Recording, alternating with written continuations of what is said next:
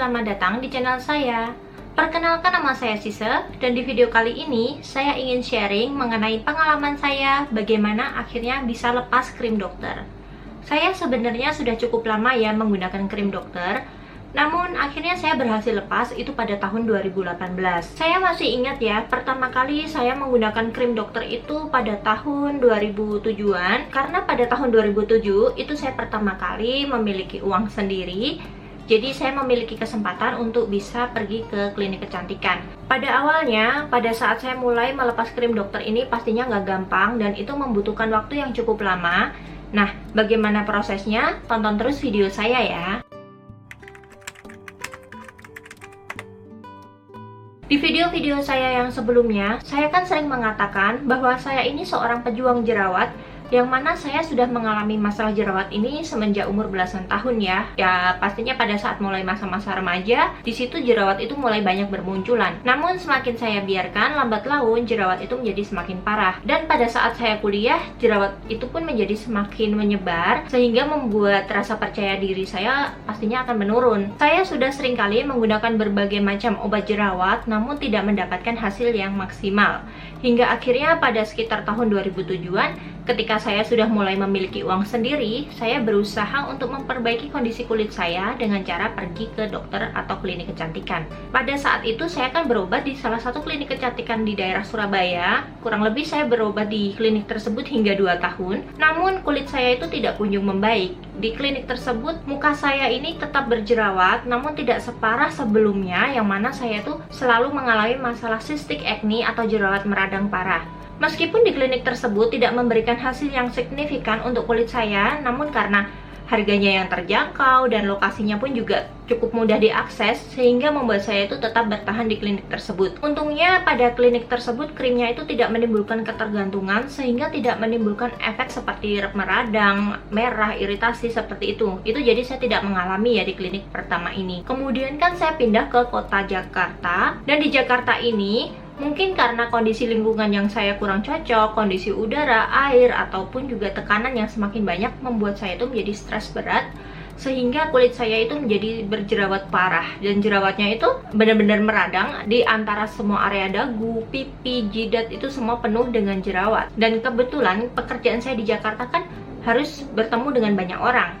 Akhirnya mau tidak mau saya harus melakukan perawatan. Nah, di situ saya mulai mencari tahu klinik mana sih yang sebenarnya bagus namun mudah diakses kayak gitu. Akhirnya setelah saya menemukan klinik yang saya mau, saya kan konsul ke klinik tersebut.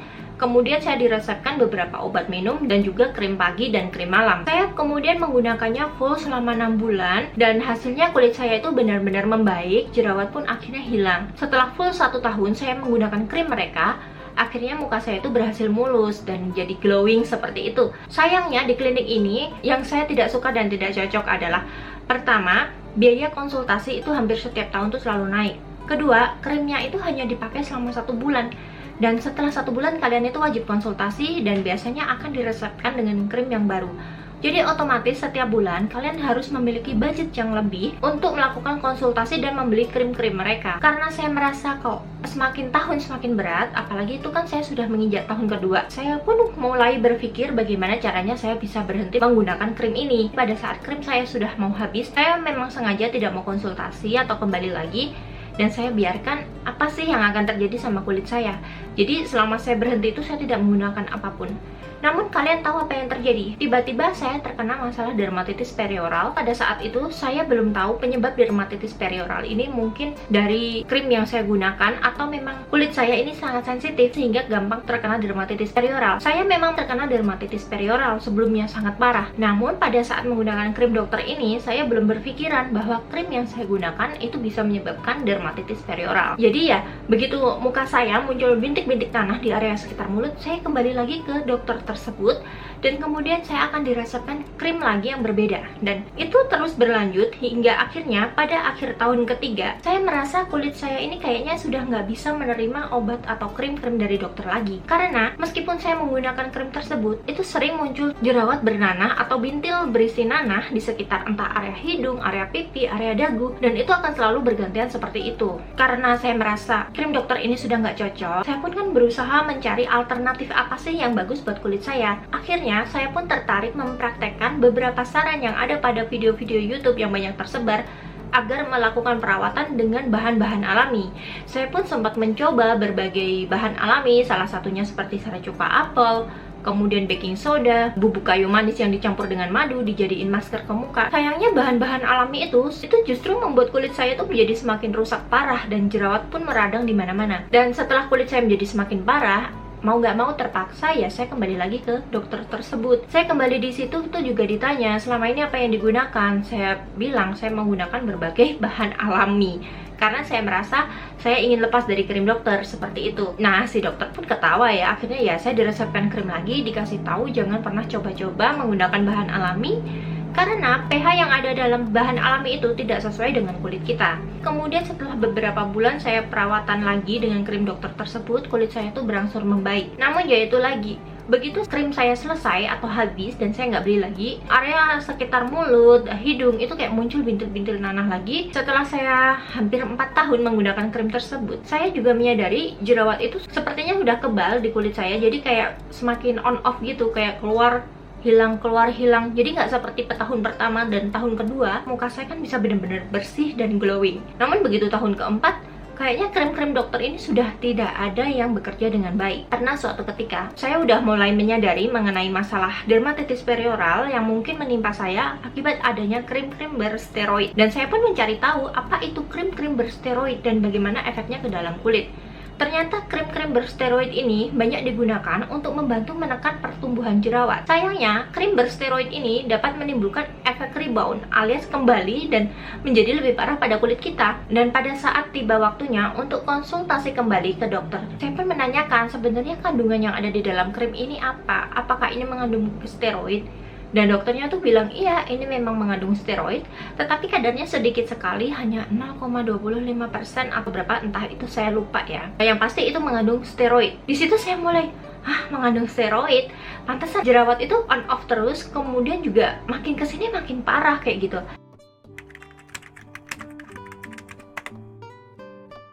Akhirnya dengan bertekad bulat, saya berusaha berhenti menggunakan krim dokter dengan cara melakukannya secara pelan-pelan. Pada saat saya mulai berniat untuk menghentikan penggunaan krim dokter ini, saya mulai mencari alternatif skincare yang bisa aman untuk kulit saya tanpa menimbulkan reaksi berlebihan, sehingga reaksi breakout yang mungkin dapat terjadi pada kulit saya itu bisa dihindari seminimal mungkin. Lalu setelah saya mencari tahu di sana sini, kemudian saya juga sempat konsultasi dengan dokter kulit secara online untuk diberikan resep-resep pengobatan jerawat tanpa harus menggunakan resep dokter. Akhirnya saya dikasih salah satu resep, yaitu menggunakan tretinoin. Dan diinfokan juga oleh dokter yang ada pada online tersebut bahwa saya perlu menggunakan tretinoin dengan cara pelan-pelan dulu, kayak mungkin seminggu sekali. Dan jadi dicoba dulu kayak gitu, kulitnya ini cocok atau enggak. Kemudian krim dokternya jangan langsung dihentikan serta-merta, tetapi secara perlahan-lahan, kayak hari ini saya pakai krim dokter, besoknya enggak. Saya akhirnya berhasil tuntas berhenti itu dengan cara kayak hari ini saya menggunakan krim dokter, besoknya saya nggak pakai krim dokter, tapi terus besoknya lagi saya pakai krim dokter. Jadi kayak gitu, kayak sehari selang-seling gitu. Kemudian setelah selang-seling saya rasa kulit saya udah oke, saya ubah jadi kayak sehari menggunakan krim dokter, 2 hari saya nggak pakai, kemudian hari ketiga saya baru pakai krim dokter. Itu saya lakukan hingga genap, akhirnya kayak seminggu saya nggak pakai krim dokter. Jadi kayak bener-bener pelan banget prosesnya. Dan setelah itu saya akhirnya berhasil tidak menggunakan krim dokter selama hampir 2 minggu. Namun kondisi kulit saya tuh menjadi berjerawat parah seperti yang ada di sini. Di gambar ini nanti kalian bisa lihat ya, itu muncul banyak banget, jadi besar-besar. Namun setelah itu saya mulai menggunakan krim tretinoin yang sudah disarankan oleh dokter yang online tadi, yang saya pernah konsultasi. Setelah saya benar-benar berhenti dari krim dokter, saya baru menggunakan krim tretinoin ini pada muka saya. Saya menggunakannya sedikit sekali, hanya ujung kayak biji kacang gitu, saya ratakan ke seluruh muka, dan itu digunakan pada malam hari. Dan tidak lupa saya pun juga mencari tahu mengenai sunscreen. Kebetulan muka saya kan berminyak banget, berminyak parah. Sunscreen yang cocok yang saya gunakan yaitu dari Innisfree. No Sebum Innisfree sunscreen itu benar-benar holy grail buat saya, karena benar-benar dapat membantu menahan minyak pada kulit wajah saya hingga at least sampai siang hari. Biasanya karena sunscreen yang lain kan selalu bikin muka menjadi berminyak, dan akhirnya saya berjerawat parah. Namun dengan Innisfree No Sebum ini, muka saya benar-benar kering, tidak berminyak, dan juga tidak menimbulkan jerawat. Itu yang saya suka. Selain menggunakan tretinoin, saya juga menggunakan skincare lain yang mengandung Centella asiatica. Centella asiatica ini diketahui sangat efektif dalam membantu mengatasi masalah iritasi pada kulit dan juga membantu mencegah terjadinya peradangan. Saya pribadi memilih menggunakan krim yang mengandung Centella asiatica karena ini terbukti sangat efektif dalam membantu memperbaiki skin barrier yang rusak dan juga mencegah terjadinya iritasi pada kulit. Karena penggunaan tretinoin ini sangat beresiko mengiritasi kulit, jadi ya saya menggunakan si Centella asiatica yang ada pada Cica Lienit Sleeping Mask. Krim Cica yang saya gunakan itu juga berfungsi sangat efektif dalam membantu menjaga kelembapan kulit dan meningkatkan kesehatan kulit wajah. Berkat ketiga bahan ini, yaitu sunscreen dari Innisfree yang No Sebum, kemudian tretinoin, dan juga Cica Sleeping Mask, itu benar-benar membantu saya dalam mengatasi masalah ketergantungan terhadap krim dokter yang dapat menimbulkan dampak negatif pada kulit saya. Sehingga bisa diketahui saya itu mengalami kerusakan kulit akibat berhenti dari krim dokter ini hanya beberapa saat aja, tidak perlu waktu yang lama, kulit saya akhirnya bisa berangsur-angsur menjadi normal. Dan tidak hanya itu, untuk pagi hari saya juga berusaha selalu menggunakan moisturizer yang memang aman buat kulit, yang tidak mengandung pewangi dan juga paraben, seperti salah satunya produk Benton. Karena produk-produk Benton ini memang sangat aman ya, terutama buat kulit sensitif. Dan apalagi pada saat saya mau lepas dari krim dokter, pastinya untuk pagi hari kan saya juga bingung apa yang harus saya gunakan, karena tretinoin ini kan hanya bagus untuk malam, sementara Cica Sleeping Mask itu juga bekerja efektif pada malam hari. Sementara untuk pagi hari saya belum memiliki produknya. Ya, jadi itu tadi saya menggunakan produk dari Benton. Produk-produk yang saya gunakan dari Benton untuk perawatan di pagi hari yaitu produk-produk dari varian Snail Bee yang bisa kalian lihat di sini. Yang mana produk-produk ini benar-benar membantu memperbaiki kulit saya sehingga dapat mempercepat proses terputusnya ketergantungan dengan krim dokter. Oke teman-teman, itu saja mengenai pengalaman saya bagaimana akhirnya saya bisa berhenti menggunakan krim dokter. Dan apabila kalian ada pertanyaan yang lebih lanjut, kalian bisa meninggalkan komentar di bawah ya. Apabila kalian menyukai video saya, jangan lupa untuk klik share, like, dan subscribe. Bye-bye!